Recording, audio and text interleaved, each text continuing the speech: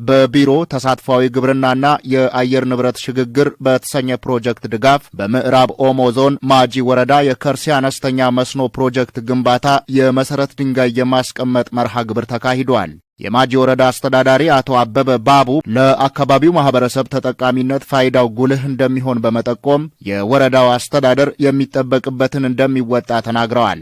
ፕሮጀክቱ ሲጠናቀቅ ከዝናብ ጠባቂነት በመላቀቅ ምርትና ምርታማነትን ለማሳደግ የሚኖረው ሚና ከፍተኛ ነውም ብለዋል። ይህ መስኖ ግንባታ ሲጠናቀቅ ለከርሲ ቀበሌና ለአካባቢ ማህበረሰቦች ዝናብ ጥገኝነት በመላቀቅ ምርትና ምርታማነትን ለማሳደግ የላቀ ሚና አለው። የሚከናወኑ የመስኖ ፕሮጀክት በጥራት እንዲጠናቀቅ እንደ ወረዳ መንግስት አስፈላጊን ድጋፍ የምናደርግ መሆናችንንም እየገለጽኩ በየደረጃ የምትገኙ አካላት ፕሮጀክቱ ውጤታማ እንዲሆን ከመደበኛ ተግባራችሁ ባልተናነሰ ክትትልና እገዛ ማድረግ ህዝባችን የሚፈለገውን ልማትና እድገት እንዲረጋገጥ አደራ። የምዕራብ ኦሞ ዞን ዋና አስተዳዳሪ አቶ ታምሩ ቦኒ በበኩላቸው ከለውጡ ወዲህ በዞኑ የተለያዩ የልማት ፕሮጀክቶች እየተስፋፉ መሆኑን ተናግረዋል። የብልጽግና መንግስት ዛሬ ለከርሲ የመስኖ እርሻ ያስፈልጋል ብሎ የመስኖ ተቋም ወደዚህ ሊያመጣላችሁ ስለተቃረበ እንኳን ደስ አላችሁ፣ እንኳን ደስ አለ። በዞኑ ወርቅ የከርሰ ምድር ሀብት መሆኑን የተናገሩት አስተዳዳሪው ከገጸ ምድር ሀብቶች ዋነኛው ደግሞ ለግብርና ልማት ምቹ የሆነ ስነ ምህዳር የያዘ መሆኑ ነው ብለዋል።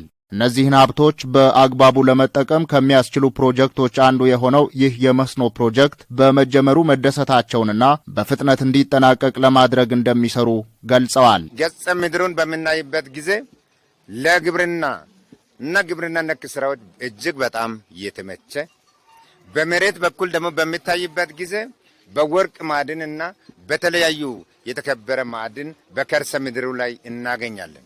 ተባብረን እነኚህ ሁለቱንም ጸጋዎች ወደ ሀብት በመቀየር የህዝባችን የመልማት ጥያቄ የምናረጋግጥበት ቀናችንም ቅርብ ስለሆነ ለዚህ ስኬት ሁላችንም ልንረባረብ ይገባል የሚል መልእክት ለማንሳት ፈልጋለሁ።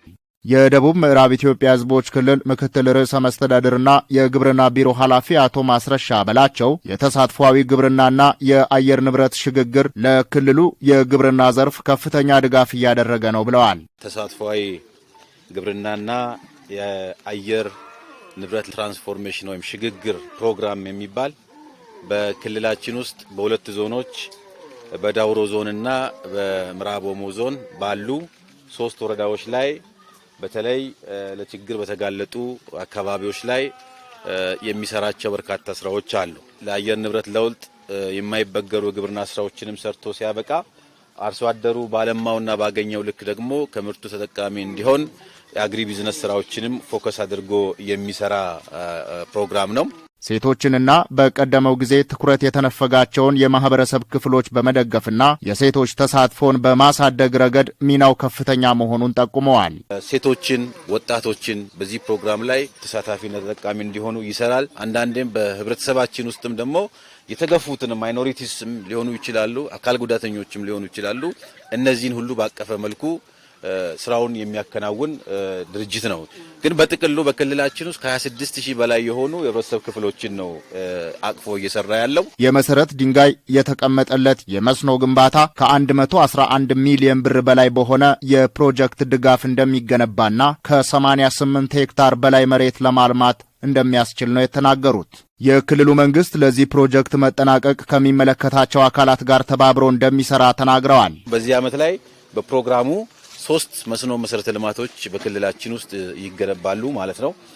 ከነዚህ 3ቶች ውስጥ አንዱ በዚህ በማጂ ወረዳ አሁን ባለንበት ላንድስኬፕ ላይ የሚገነባው ከ88 ሄክታር በላይ የሚሆን ማሳን የሚያለማ ከ111 ሚሊዮን ብር በላይ የሚሆን በጀት የተበጀተለትን ሰፊ የግብርና መሰረተ ልማትን ለመዘርጋት ነው እዚህ የመጣ ነው። ግንባታውን የሚያከናውነው መንገሻ አበራ ትሬዲንግ ኃላፊነቱ የተወሰነ የግል ማህበር ተወካይ አቶ ግርማይ መንግስቱ የመስኖ ፕሮጀክቱ ግንባታ በተያዘለት ጊዜ ከተቻለም ከጊዜ ገደቡ አስቀድሞ ለማጠናቀቅ ይሰራል ብለዋል። በተገቢው ጥራት በታቀደለት ጊዜ በተቻለም ከጊዜው በታች ለመጨረስ ቃል እገባለሁ።